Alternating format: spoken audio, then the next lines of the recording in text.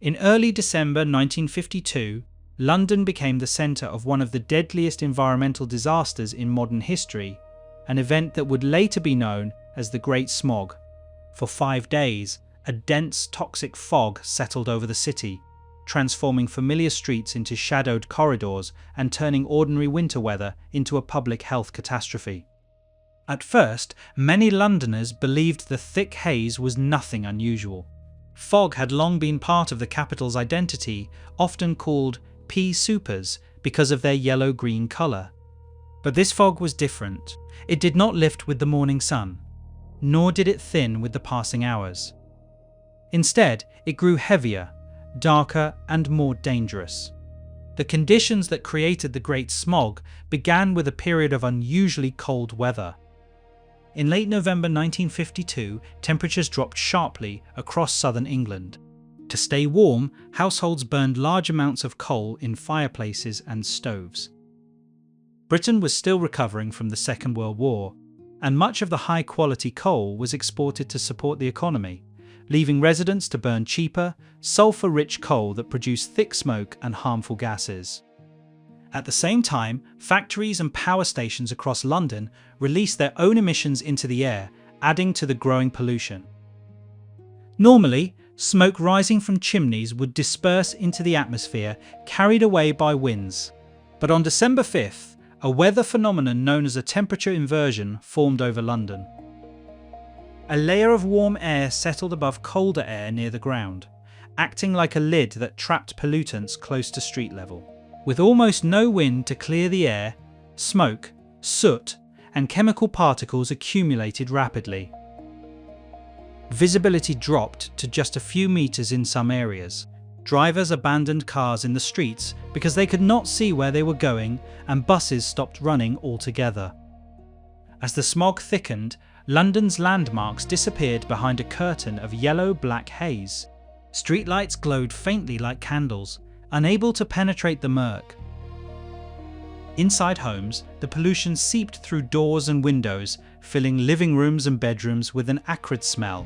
People reported that their eyes burned and their throats tightened with every breath. The air tasted metallic and left soot stains on clothing and furniture. Even indoors, escape was nearly impossible. Public life quickly slowed to a standstill. Schools closed because teachers and students could not safely travel. Cinemas and theatres cancelled performances after audiences complained they could not see the stage through the fog filling the halls. Ambulances struggled to respond to emergencies, sometimes guided by pedestrians walking ahead with lanterns. At Heathrow Airport, flights were grounded as visibility fell to near zero. The city, normally alive with movement and noise, became eerily quiet. The greatest danger, however, was invisible. The smog contained high concentrations of sulphur dioxide, smoke particles, carbon monoxide, and acidic compounds created when pollutants mixed with moisture in the air. These substances penetrated deep into the lungs, especially affecting children, the elderly, and those with respiratory conditions. Hospitals soon became overwhelmed with patients suffering from coughing fits, chest pain, and severe breathing difficulties. Doctors initially treated the cases as seasonal bronchitis or influenza, not yet realizing the scale of the environmental disaster unfolding. Farm animals were also affected. At the Smithfield Livestock Show, prize cattle began collapsing and dying after inhaling the toxic air. Birds fell from the sky, disoriented and poisoned. The smog reduced sunlight so dramatically that daytime resembled twilight, further adding to the sense that London had entered an unnatural state. Witnesses later described walking through the streets, unable to see their own feet.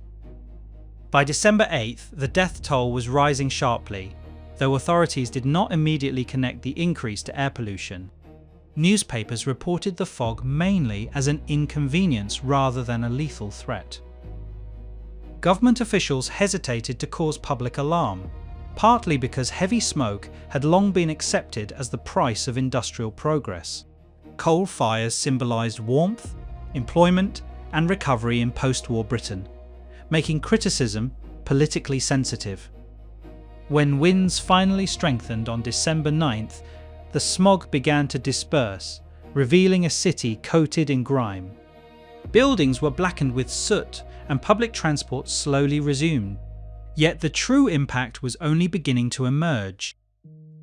Over the following weeks, mortality rates remained unusually high. Researchers later estimated that approximately 4,000 people died during the smog itself, but subsequent studies suggested the total death toll may have exceeded 12,000, with tens of thousands more suffering lasting health damage. Public shock grew as scientists analysed air samples and medical data.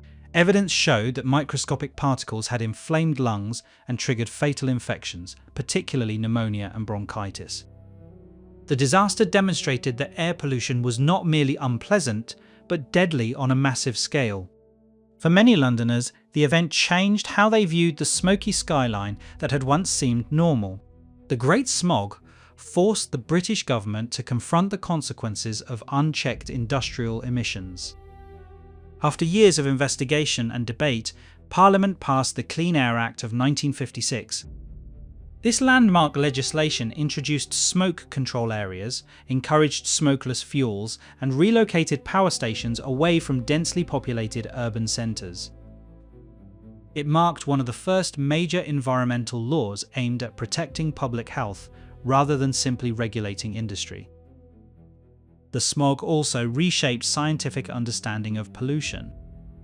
Researchers began studying atmospheric chemistry, respiratory illness, and environmental monitoring in new ways. The disaster influenced policies not only in Britain but around the world, becoming a defining example of how urban pollution could rapidly turn catastrophic under certain weather conditions. Cities such as Los Angeles and Tokyo later used lessons from London to develop air quality regulations. Culturally, the Great Smog left a lasting imprint on memory and storytelling. Survivors described the experience as surreal and frightening, a time when familiar streets vanished and the air itself became an enemy. Photographs from the period show silhouettes emerging from dense darkness, faces wrapped in scarves, and buses creeping slowly through near invisibility. These images helped redefine public perception of pollution, transforming it from a symbol of progress into a warning sign. Today, the Great Smog of 1952 is remembered as a turning point in environmental history. Modern London rarely experiences such extreme pollution thanks to cleaner energy sources, emissions standards, and ongoing monitoring. Yet the event remains a powerful reminder of how human activity and natural weather patterns can combine with devastating consequences. It demonstrated that environmental dangers are often gradual and invisible until they suddenly become impossible to ignore. The tragedy also revealed the resilience of Londoners. Despite confusion and fear, people helped guide strangers through darkened streets, shared medical supplies, and supported neighbours struggling to breathe. In the face of a disaster without flames or explosions, communities responded with quiet cooperation and endurance. More than 70 years later, the Great Smog stands as both a historical warning and a catalyst for change. It showed that progress without environmental awareness carries hidden costs, and that protecting the air people breathe is essential to public health. The silent fog that once settled over London reshaped laws, science, and global attitudes toward pollution, ensuring that the lessons learned in those dark December days would influence generations to come. You've been listening to an audio podcast from History's Mysterious Minds, a story from the past filled with mystery, intrigue, and questions that still echo through time. If you found this episode interesting, thought-provoking, or informative, please take a moment to like this episode, subscribe to the podcast, and share it with others who enjoy mysterious stories from history. Your support helps us continue exploring real events, fascinating people, and the moments that shaped our world. Thank you for listening. This has been History's Mysterious Minds.